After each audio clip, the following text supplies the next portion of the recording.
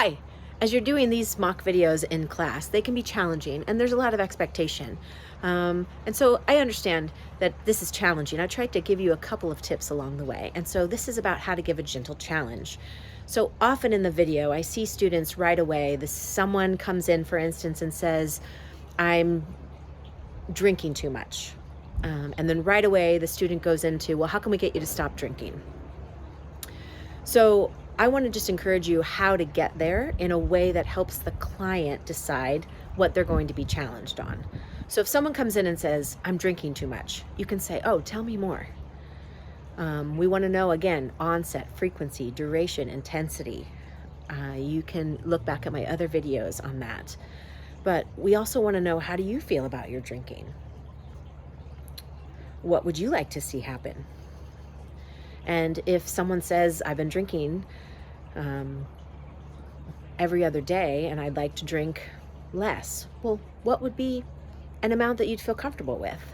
Well, I'd like to drink only on Fridays. Okay, great. What do you think would help you taper down from every other day to just Fridays? Hey, what needs do you think are being met by drinking? Well, I just get stressed out by work. Well, of course. We want to have empathy for the stress that's happening at work. We want to explore that. We want to say, hey, if you need comfort, if you need rest, and right now you're using alcohol to get those things, what else can we do to get those needs met? We don't want to assume anything. We want to always see it as there's feelings and needs, and the client is trying to get a need met, and the best attempt they have to get that need met right now is drinking. So we want to find other healthier ways to help them get that need met so that they can taper down on the issue that they would like to manage better. But we want them to come up with what they want to manage.